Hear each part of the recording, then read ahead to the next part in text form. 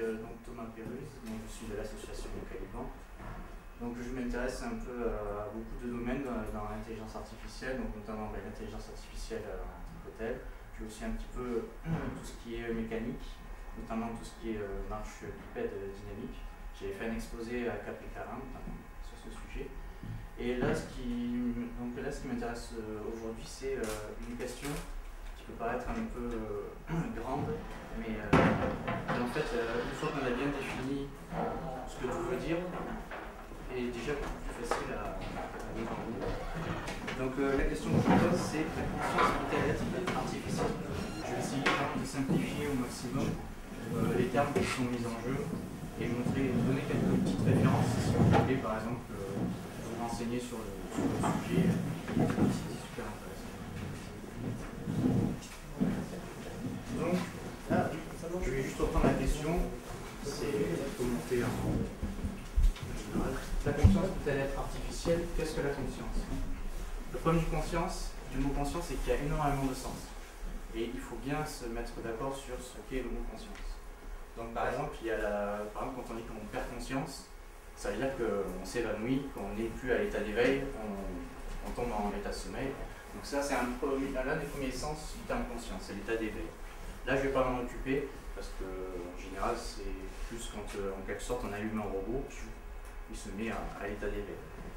Ensuite, il y a la deuxième définition, c'est la conscience morale, c'est-à-dire, en quelque sorte, on utilise avoir bonne conscience, c'est-à-dire qu'on va faire des choses dans les règles de l'éthique, etc. Ben là, je ne vais pas parler d'éthique, parce que c'est quand même quelque chose beaucoup plus de niveau très très haut. La troisième définition, c'est la perception du monde par rapport à soi. Et là, c'est sur cette définition-là que je vais m'appesantir. Alors, qu'est-ce que ça veut dire?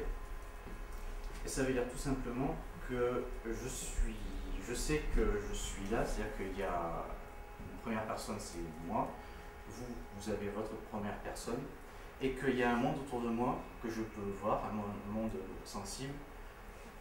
Je peux toucher des choses, je peux les voir, je peux les entendre. Et tout ça par rapport à moi. C'est moi qui suis au centre. Je ne fais pas d'égocentrisme. Artificiel.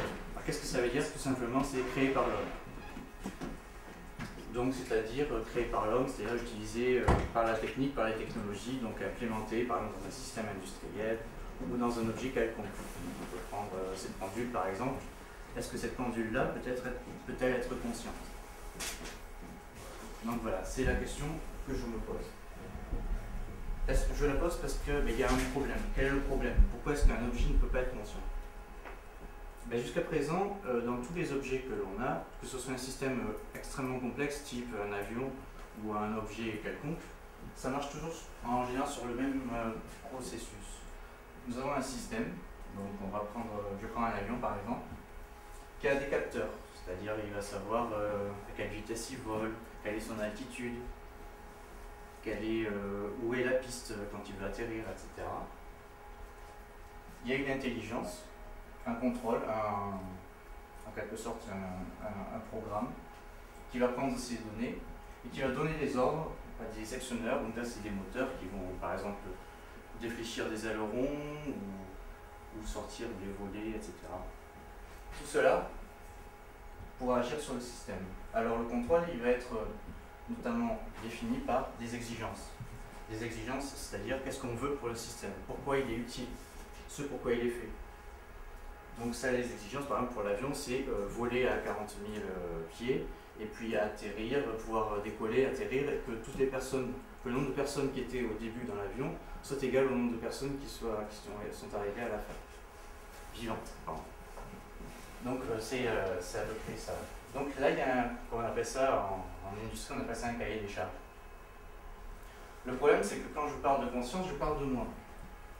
Qui est la première personne, là, on a un système, on pourrait dire que c'est celui-là, mais on a aussi un contrôle.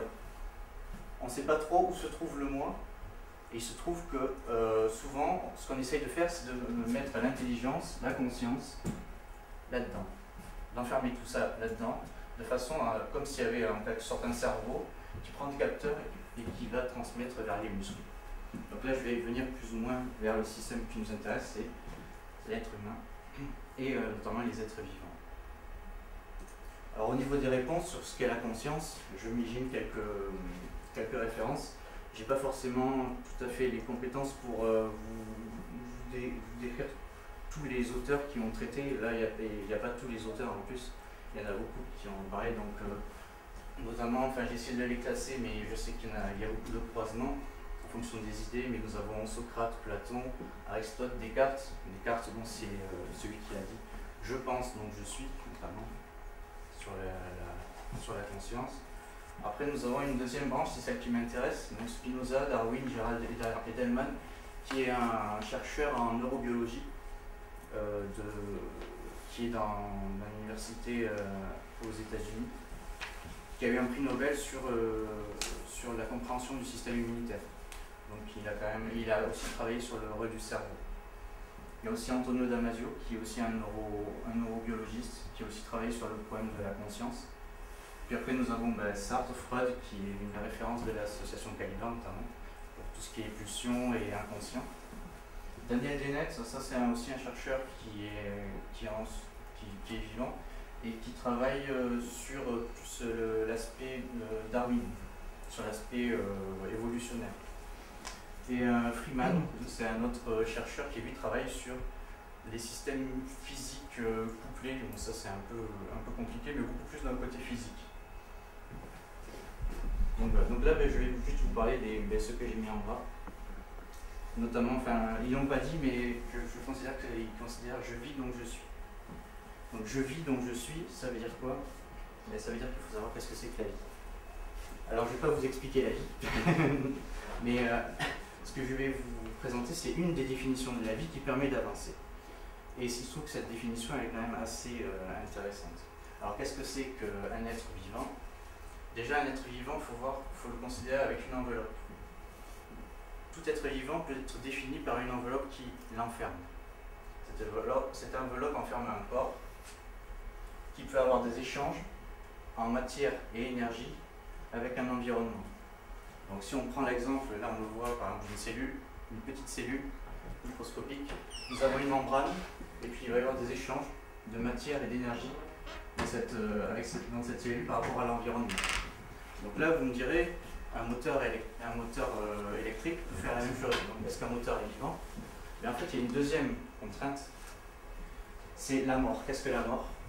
C'est tout simplement que quand on va fermer la cellule, c'est-à-dire qu'on va l'enfermer en quelque sorte dans une enveloppe dans laquelle on ne peut pas faire changer d'énergie, c'est-à-dire on enlève tout ce qui est énergie électrique, on ferme tout, et au niveau matière aussi, il n'y a plus rien qui peut rentrer. Mais il se trouve que tout ce qui est à l'intérieur va vieillir extrêmement vite, va se déstructurer, va arriver jusqu'à la mort. C'est comme si nous, par exemple, on nous enfermait dans un sarcophage extrêmement fermé, plus d'énergie, plus de matière, ben là déjà on étouffe et on finit par mourir. Donc un être vivant, c'est un être qui, c'est un ensemble, enfin c'est une enveloppe qui échange avec l'extérieur, et si elle n'échange pas avec l'extérieur, elle se déstructure. Elle a besoin des échanges pour pouvoir survivre. Donc à partir de cette définition-là, il y a beaucoup de choses qui viennent, et bizarrement, la première chose qui vient, c'est les émotions. Alors les émotions, c'est un terme qui est aussi prêt à confusion. Il faut voir tout de suite que c'est extrêmement, comment dire, lié à ce qu'on pense, la peur, la tristesse, etc. Moi je trouve que c'est ça, mais la première définition d'une émotion, c'est tout simplement, on prend un être vivant, il a besoin d'échanges pour pouvoir survivre. Imaginez qu'un objet puisse lui fournir du matériau pour pouvoir survivre. Ben, il faudra que la cellule, par exemple, puisse entrer en contact avec cet objet-là, donc pouvoir bouger, pour pouvoir attraper la nourriture. Ça, c'est ce qu'on appelle une émotion. C'est une réaction, donc innée ou apprise, c'est-à-dire qu'elle peut l'avoir que dès la naissance, ou alors elle a appris avec le temps, à un objet, donc émotionnellement compétent. Donc ça peut être soit de la nourriture, mais ça peut être aussi un couteau qui va découper le truc et qui va complètement tuer la cellule. Dans ces cas-là, on a plutôt une réaction de peur, c'est-à-dire qui va en quelque sorte la repousser.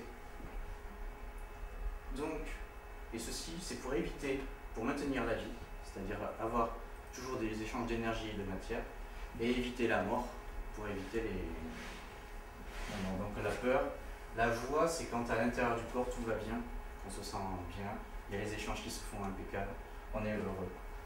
La tristesse, alors là c'est plus lié au contraire à un dysfonctionnement à l'intérieur, parce que ça peut être un objet.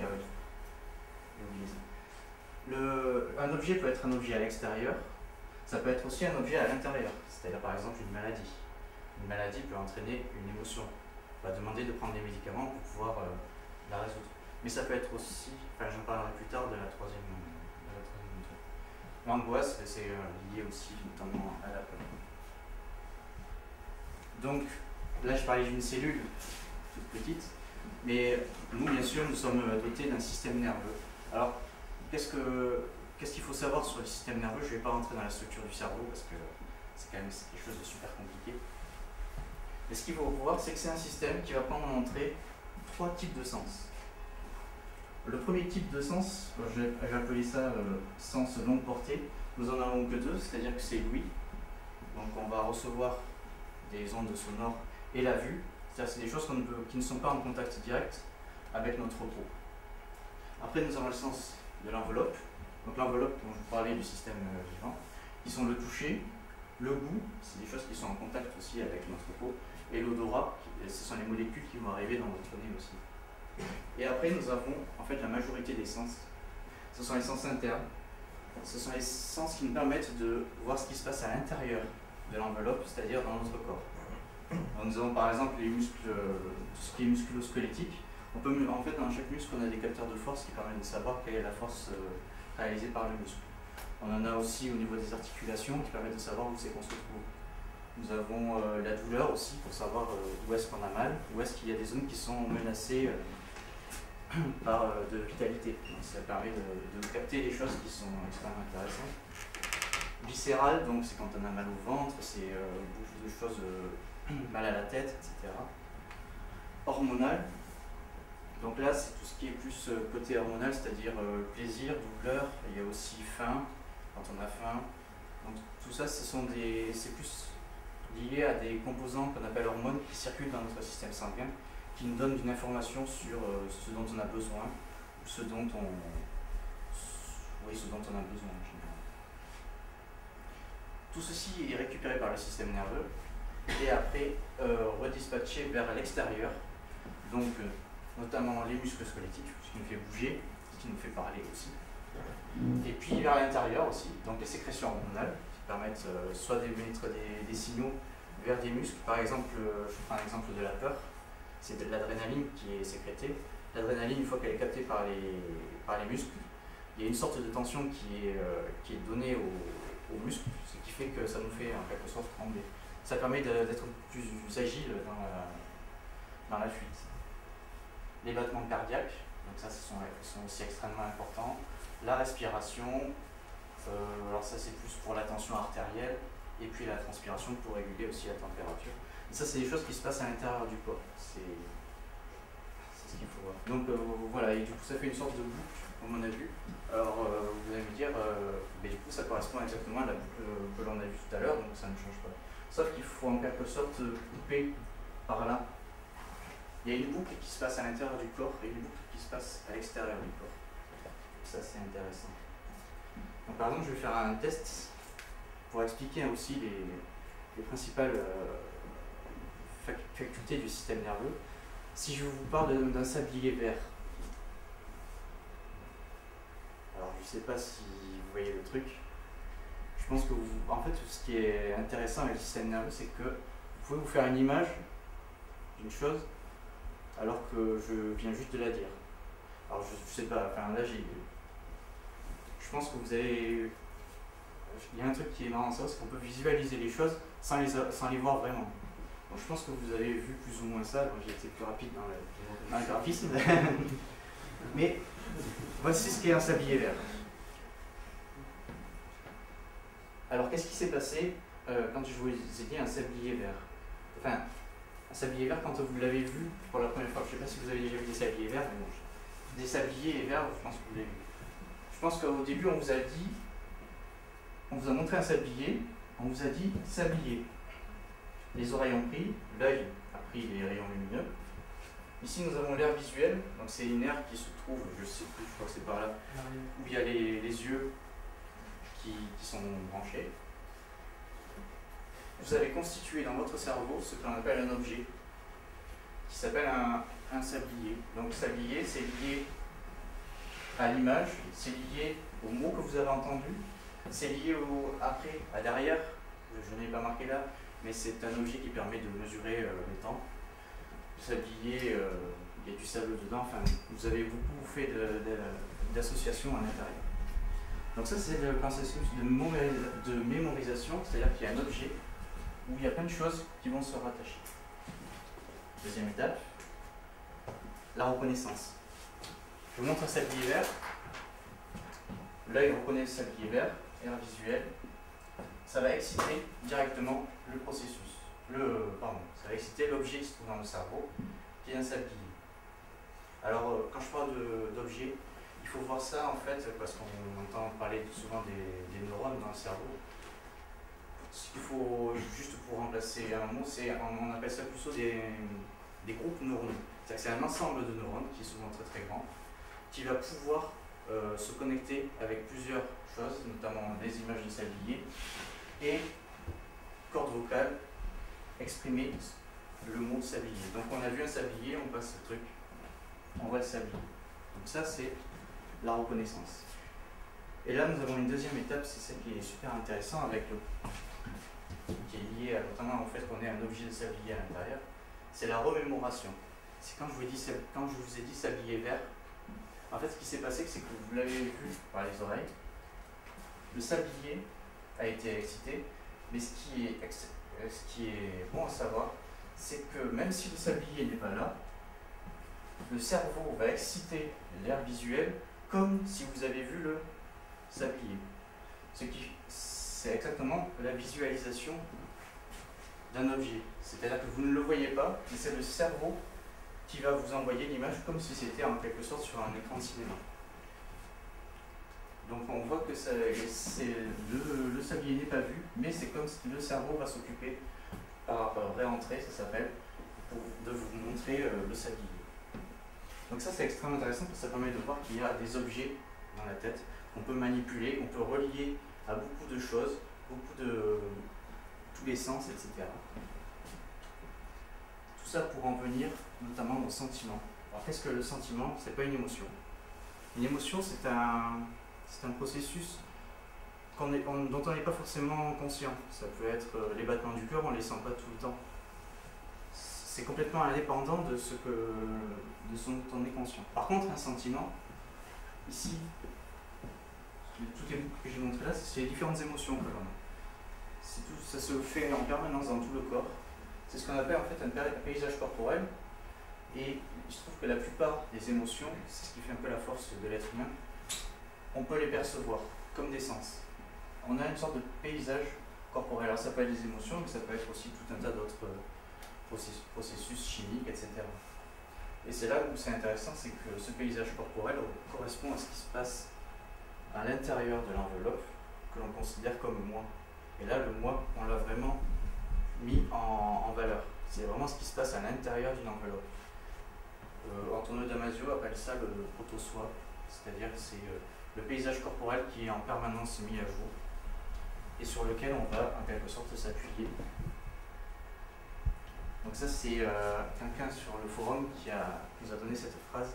C'est un psychiatre qui a dit ça. Donc vous ne ressentez pas de la peur, donc vous ne ressentez pas l'émotion de la peur, mais vous ressentez des sensations physiques que vous interprétez comme la peur. C'est-à-dire que nous, en tant qu'être humain inconscient, en fait on met des mots sur tout. Mais la peur, c'est vraiment une sensation, enfin un sentiment.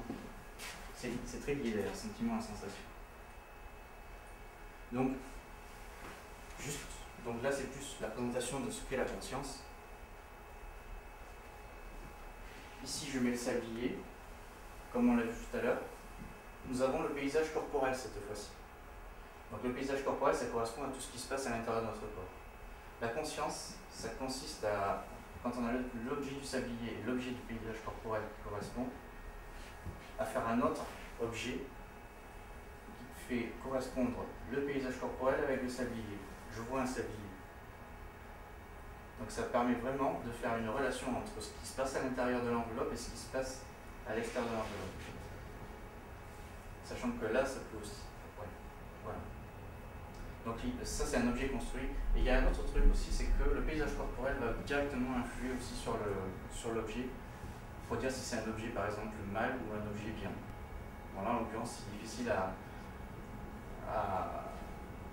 identifier. Et ça permet notamment de donner une valeur aux objets. Une valeur qui a pour référentiel ce qui se passe à l'intérieur. C'est pas imaginaire, c'est vraiment quelque chose qui est charnel. Et enfin, donc ça c'était la conscience qu'on appelle noyau, c'est-à-dire que c'est le présent. Je vois une pendule, c'est quelque chose qui est fugitif.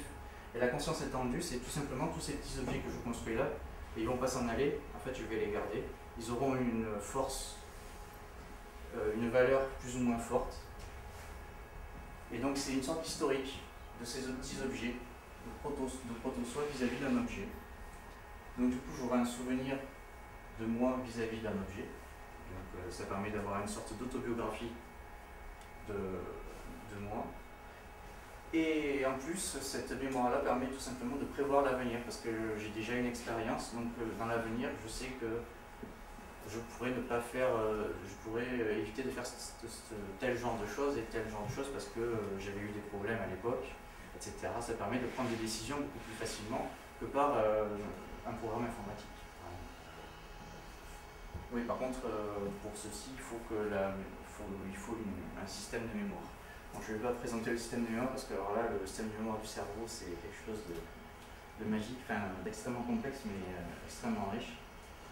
Et je n'ai pas fini encore d'étudier cette chose-là. Donc voilà, maintenant qu'on voit plus ou moins une définition de la conscience, est-ce que du coup on peut l'implémenter dans une machine? Donc c'est ça qui est intéressant. Est-ce qu'on peut définir qu'est-ce que c'est qu'une machine? Qu'est-ce que c'est que le moi d'une machine? Donc c'est pas forcément évident. Donc une machine, déjà, est-ce qu'elle est vivante? Alors ça, quand on applique une autre définition, il nous faut une enveloppe, et du fait qu'on coupe les arrivées d'énergie en matière, la machine meurt. Moi il se trouve que ça marche assez bien quand on prend un jouet avec des piles par exemple. Si on change jamais les piles, et si la machine continue à fonctionner, notamment tout ce qui se passe dans la pile va se décharger jusqu'à arriver à une déstructuration totale, une pile morte, et du coup la machine qui est autour ne bougera plus, jusqu'à ce qu'on change de pile. Bon, est-ce que ça en fait un objet vivant? Ça c'est une question à se poser. Pareil, du coup si elle est vivante, qu'est-ce que l'émotion d'une machine? Est-ce qu'une émotion peut ressentir de la tristesse, de la joie? Alors il se trouve qu'il y a beaucoup de classes d'émotions, notamment il y a la peur. La peur, c'est imaginer que vous voyez casser une montre et que la montre s'en aille en courant. Ça serait une émotion, par exemple. Mais bon, c'est à voir si c'est intéressant. Qu'est-ce que le corps d'une machine? Donc le corps, c'est ce qu'il y a à l'intérieur de l'enveloppe. Quelle est la limite d'une machine? Alors quand on voit par exemple nos têtes en bas, nos petites têtes, est-ce qu'on va mettre une enveloppe, c'est-à-dire est-ce qu'on va mettre une peau qui va permettre d'avoir la sensation de toucher?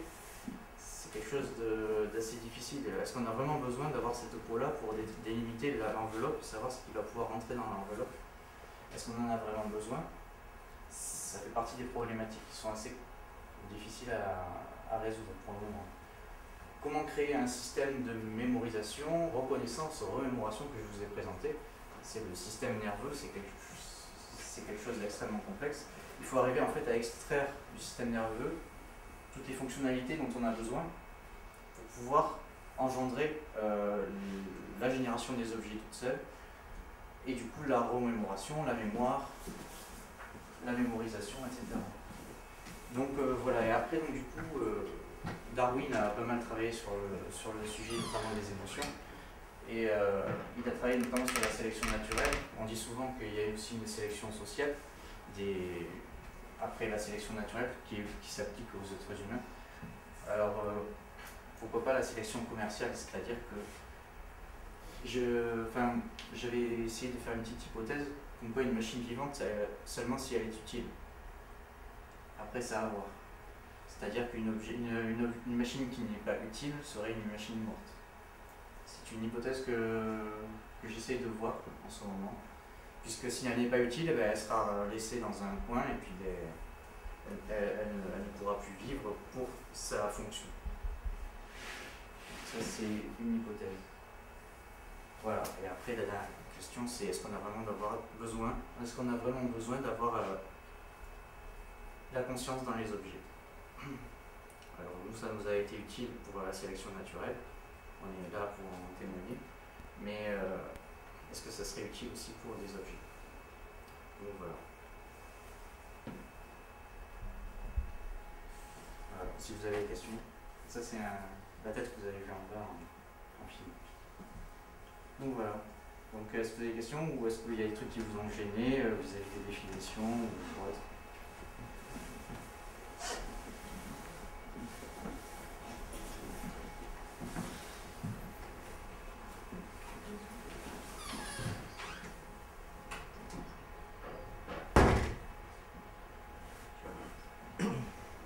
Vous avez tout compris ou pas?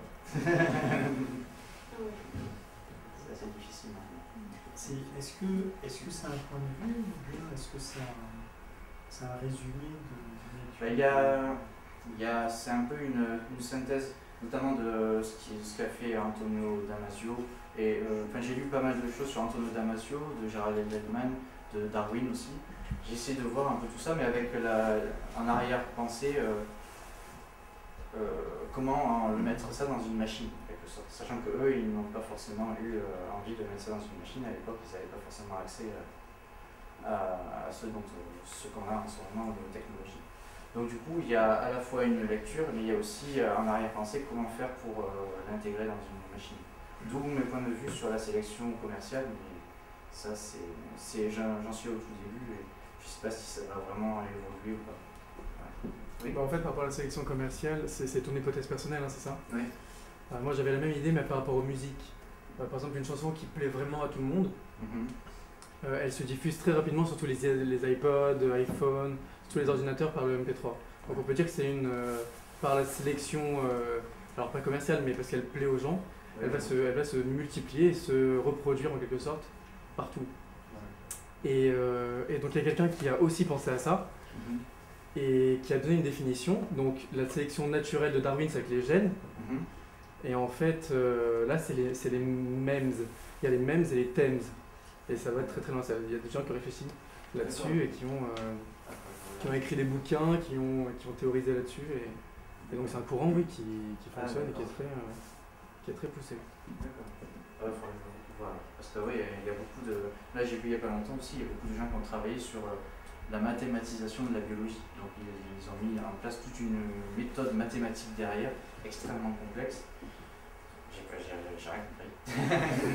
Sur qu'est-ce qu'un système biologique, pareil. Et ils ont mis en place notamment, ils ont créé une entreprise qui permet de faire des simulateurs de corps humain, qui permettent notamment de tester des molécules médicamenteuses sur certains tissus, pour voir s'il y a des problèmes ou pas. Ça évite les essais cliniques. C'est extrêmement poussé. Ouais. Une des questions qui se pose, c'est savoir est-ce qu'il y a utilité à ce qu'un robot ou système humanoïde ait une conscience. Quel est l'intérêt, en fait, la finalité? La finalité, c'est de savoir est-ce qu'on veut que le robot se développe par lui-même et finisse par nous remplacer, à laquelle on sera qu'objet après, ou est-ce qu'on veut toujours avoir la maîtrise du système? Oui, voilà. Ça c'est un autre problème. Et notamment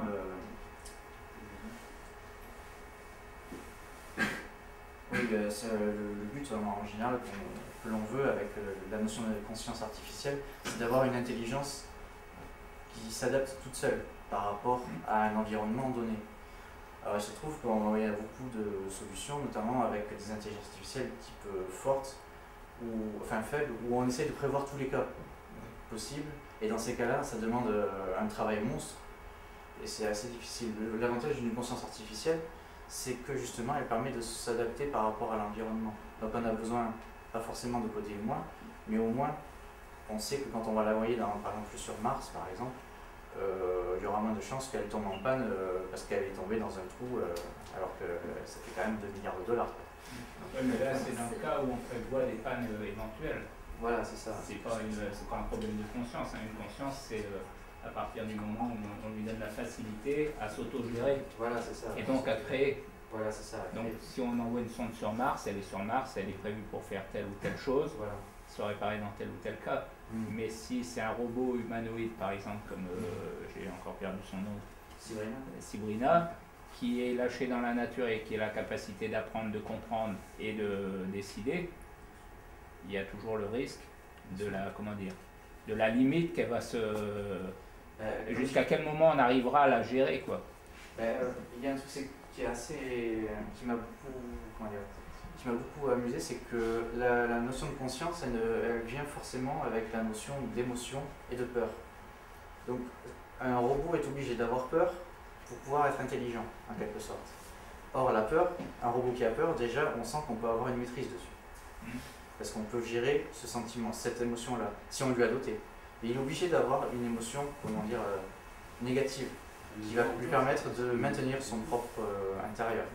Il faut vraiment qu'il puisse avoir l'émotion de la peur, c'est-à-dire pouvoir maintenir sa vie, enfin éviter sa mort. Et donc notamment, ça lui permet de caractériser des choses mauvaises. Chose qui pour nous, pour la prise de décision, est extrêmement importante. Les mauvaises décisions, on les voit souvent extrêmement rapidement, on n'a pas besoin de faire un calcul super complexe. L'avantage de l'émotion, c'est qu'elle permet justement d'accélérer l'intelligence, et notamment la prise de décision. Mais c'est pas pour ça qu'elle ne prendra pas une position mauvaise, une décision négative pour l'environnement. Son but, ça sera de se préserver. Si on voit la préservation de l'utilité, par exemple, tout à fait. Si on voit la préservation de l'utilité, dans ces cas-là, elle évitera de s'attaquer à l'homme, parce que sinon, si elle n'a plus de clients, si elle ne peut plus être utile pour personne, elle ne sert plus à grand-chose. Oui, voilà. Ou alors, où elle fabrique un autre robot.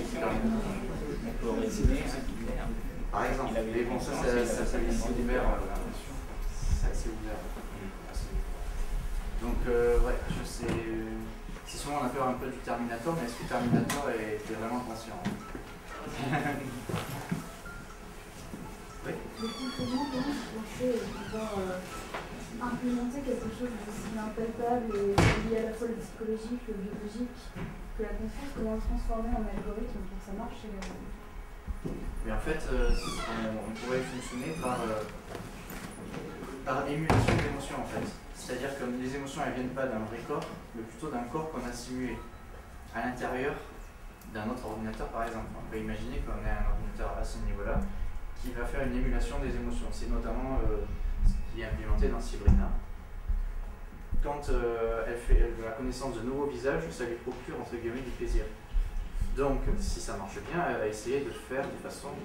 Si jamais elle a déjà vu un visage, bon, ça ne va pas lui procurer du plaisir.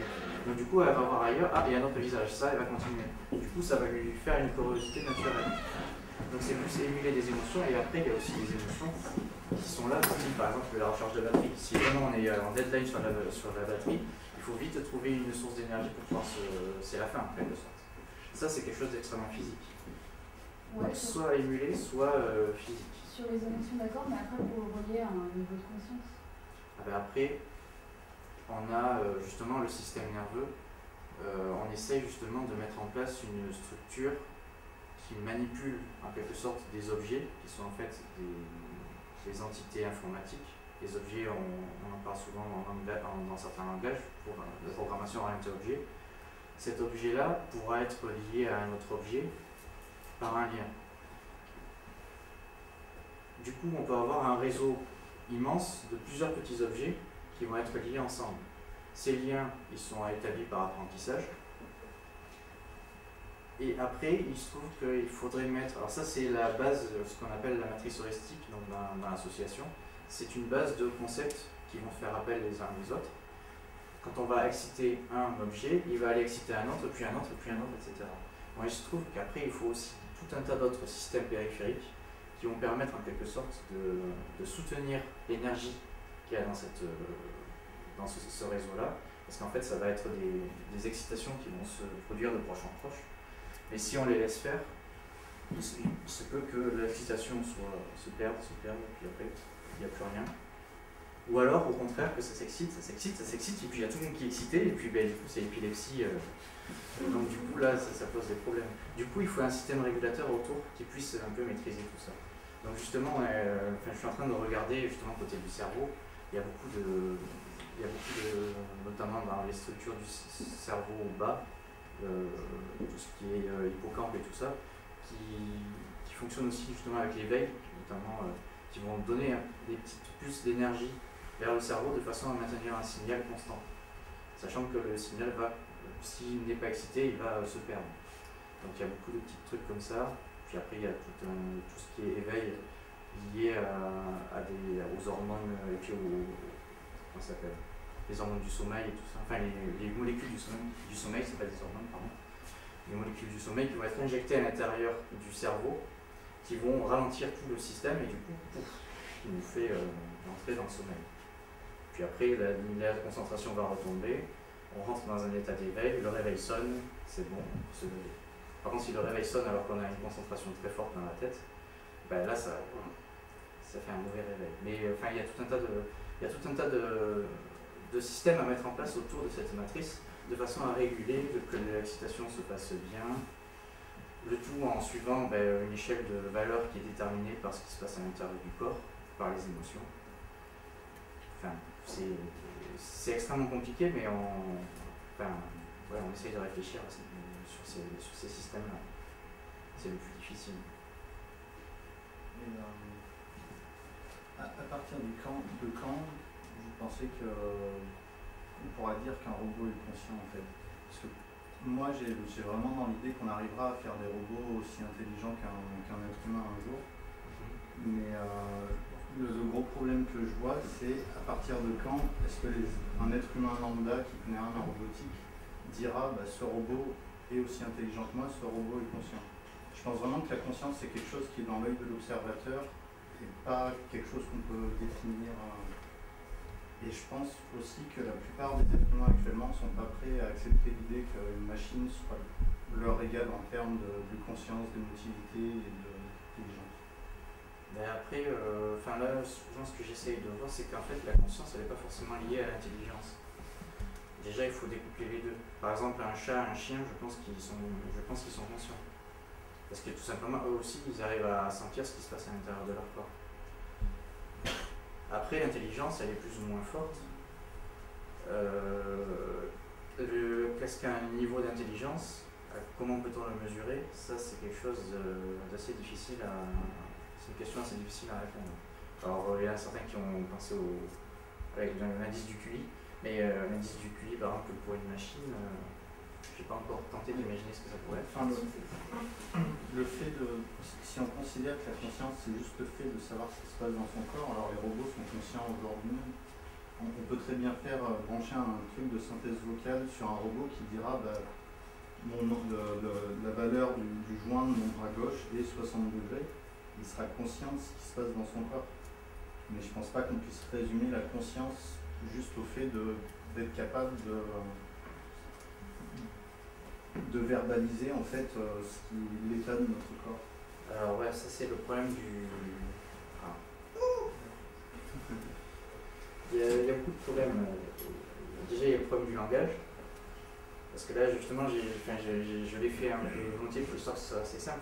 Mais quand je dis je vois un sablier, ce n'est pas du langage. C'est vraiment une association entre moi, le concept de sablier. Voilà, c'est ça, c'est des concepts. Et encore, c'est difficile parce que ça, c'est un peu aussi le problème de l'informatique.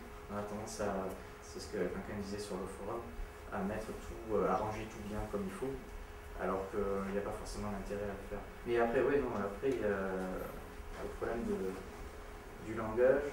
Et le problème de la conscience, c'est plus d'avoir un niveau d'observation au-dessus, qui permet de faire la relation entre ce qui se passe à l'extérieur du corps et ce qui se passe à l'intérieur du corps. Donc et définir ce qu'est le moi. Et donc c'est vrai que c'est plus comment dire, la conscience est plus liée avec la séparation entre le moi et le non-moi, je pense. Et ça, à mettre en place, c'est pas forcément super clair à mettre en place. Après, moi je pense qu'il y a une barrière psychologique à franchir de la part de l'homme. Parce que imagine tout simplement deux êtres humains ne parlant pas la même langue. Souvent ça nous arrive à tous de rigoler une blague qu'on n'a pas compris pour faire comme tout le monde qui a rigolé. Donc si tu as un robot parmi ces personnes, il va aussi voir tout le monde rigoler, par imitation il va rigoler. Mais t'en sais rien s'il rigole consciemment ou pas consciemment. Tu vois, il peut tout simplement imiter. Et ça peut être un être humain qui imite aussi. Donc finalement, la conscience ce robot là, mais il faut juste passer la barrière psychologique de dire qu'un robot peut avoir la conscience. Et je pense vraiment que au sein de la communauté des gens qui est ici, je pense que tout le monde est prêt à accepter plus ou moins l'idée qu'un robot sera conscient. Oui, peut-être. Mais si on prend quelqu'un dans la rue au hasard, ça sera beaucoup plus dur de lui faire accepter qu'un tas de boulons est conscient. Bien sûr. Mais après, c'est la nouvelle génération qui sera née avec le robot, qui sera elle-même convaincue. Mais un exemple de robot qui n'est pas conscient, c'est celui-là, où vous l'avez peut-être vu en bas, où en fait il y a la caméra qui regarde le visage, et puis il va, avec ses servomoteurs, faire de façon à ce que le visage soit au milieu. Imaginez maintenant que je mette une Kalachnikov entre les deux yeux, et que quand le visage est au milieu, j'appuie sur la gâchette. Je pense que les gens ils auront beaucoup plus peur d'un robot qui est complètement émotionnel, là pour le coup, parce que c'est une boucle directe. Là en l'occurrence c'est une émotion. Je pense que personnellement, je pense qu'ils auront plus peur d'un tel robot que d'un robot qui voit une personne qui a vécu une certaine vie, qui voit un être humain, quelqu'un pour qui il est utile, en quelque sorte. Enfin, moi, c'est mon truc. Est-ce qu'il va est-ce qu'il va lui tirer dessus? Là, du coup, il y a une conscience. C'est-à-dire, je tue un humain. Là, tout de suite, je pense que la conscience permet justement une sorte de régulation des émotions. Donc il faudrait donner la conscience que l'être humain est supérieur ou sera toujours supérieur au robot. Voilà, d'où la peur. La peur, on pourrait le programmer en dur. La peur, c'est l'être humain est dangereux, il peut appuyer sur le bouton off. Dans ce cas-là, ce que tu dis là, dans tes études, enfin ce que tu as lu, est-ce que tu considères que dans ce cas-là, que forcément tous les hommes sont forcément conscients? C'est déjà la première question. Et la question, après, ça peut quoi? On est rendu. Parce que je pense que c'est un élément important. D'une part, pour répondre notamment à la question précédente, parce que selon la loi de l'entité qui est en place, Northern, l'être artificiel intelligent. Et puis d'autre part, ça peut aussi nous aider à comprendre. Oui, c'est vrai qu'à partir de quand un esprit humain est conscient, c'est vrai que en fait la conscience, les émotions, la plupart sont innées. La peur, c'est quelque chose d'inné, c'est quelque chose qui a été fait par la sélection naturelle. Tous les animaux ont peur. J'allais dire les plantes ont peur, je ne sais pas. Peut-être qu'ils ont une peur, forcément, mais qui est caractérisée autrement. Elles se défendent, oui, elles se défendent. Donc, mais ça c'est inné, mais après la conscience c'est quelque chose qui s'apprend. C'est-à-dire découvrir, imaginez que vous naissiez comme ça direct. Il faudrait déjà que vous voyez ce que c'est que ça. C'est des objets, vous lui donnez des ordres et il obéit directement, c'est un peu bizarre quoi. Donc ça c'est apparemment ça sert à moi. Moi je trouve que ça se fait progressivement à partir du ventre dans le ventre, on commence un peu à bouger les trucs, et il commence à avoir des connexions nerveuses des sortes de boucles qui se font, puis après on commence à ouvrir les yeux, comme je dis, on a la tête qui tourne, il se trouve que le monde tourne en même temps dans l'autre sens. C'est assez impressionnant la corrélation qu'il y a entre le coup et le fait que le monde tourne super rapidement à la même vitesse que le coup. Alors il se trouve qu'en fait c'est juste que c'est nous qui bougeons la tête, c'est parce que c'est moi il y a un moi qui est bien identifié, qui est à l'intérieur de cette enveloppe-là. Donc voilà. Ça c'est justement un problème que j'ai eu sur celui-là, c'est que l'image d'un webcam quand il bouge, il y a tout qui bouge en même temps. Donc est-ce que ça veut dire que le monde, il y a un tableau devant qui n'arrête pas de bouger comme ça, ou est-ce que ça veut dire que tout simplement il bouge la tête? Ça fait partie des problématiques à résoudre justement avec la conscience. Après, on peut faire le parallèle avec la copie différence en fait. Quand on actionne un muscle ou dans le cas de la tête, quand on tourne la tête, on envoie la commande motrice au muscle qui permet de tourner la tête, mais on a a aussi une copie, on sait qu'on vient d'envoyer la commande motrice qui permet de tourner la tête. Ça peut permettre, ou dans le cas de vision artificielle, de corriger la vitesse de l'image, ou alors le fait de savoir qu'on est en train de bouger la tête, ça permet de continuer à détecter par exemple le mouvement Une personne qui passe par exemple. S'il y a quelqu'un qui est en train de marcher et qu'on veut faire de la détection de mouvement, même si on tourne la tête, on pourra quand même continuer à détecter que le mouvement se passe sur cette portion de l'image et pas sur tout le reste, même si le reste est en train de bouger en fait. Ouais. Et en plus, ça peut... Il y a lorsqu'on envoie, il y a aussi les conséquences physiques qui se passent aussi, c'est que dans l'oreille on a le système vestibulaire qui permet de savoir tout simplement quelles sont les accélérations de la tête, comme ceci, quelle est la verticalité aussi en quelque sorte. Et justement ça permettrait aussi encore de... il n'y a pas de conscience. Donc ça permet aussi de faire encore d'autres associations entre le mouvement de la tête, entre le mouvement du cou, entre l'envoi de l'ordre, puis le mouvement de la tête que je sens à travers les capteurs de force qu'il y a dans les muscles, le mouvement de la tête que je sens avec le système vestibulaire, ce que je vois, peut-être même aussi le fait que j'entende bizarrement, parce que là il y a un mur, là, du coup quand je fais comme ça, j'entends plus ça que ça. Il y a beaucoup de choses qui apparaissent en même temps. Il y a des choses qui vont apparaître maintenant parce qu'il y a le mur. Si je me mets là, ça ne marche plus, etc. Donc il y a une mémoire aussi à court terme, une mémoire à long terme. Il y a beaucoup d'autres choses qu'il faut mettre en place aussi. Et est-ce que dans les robots, vous pensez qu'il faut que tout soit acquis par l'expérience, parce qu'il y a des choses qui doivent être implémentées déjà comme si elles étaient innées? Parce que chez l'être humain, je vois un enfant qui ouvre les yeux, le visage humain, il va être traité tout de suite comme quelque chose de particulier. Mais c'est seulement après, avec le temps, qu'il pourra faire l'association et faire la distinction entre le moi de lui-même et le moi des autres. Mais c'est sûr que ça, c'est vraiment quasi automatique à la naissance. Oui, voilà. Il y a beaucoup de choses qui sont innées. Ouais. Il y a beaucoup de choses qui sont apprises et d'autres choses qui sont innées, qui sont codées par la génétique, tout simplement. C'est juste que le code génétique, il y a en quelque sorte des plans qui vont dire, notamment toute la partie basse du cerveau est extrêmement extrêmement déterminée génétiquement. Notamment, on le voit, les expressions faciales sont codées génétiquement. Par exemple, la peur, il y a quasiment tout le monde, c'est lié bien sûr à l'évolution, mais un visage de peur, tout le monde le reconnaît. Même sur un animal, le visage est assez proche.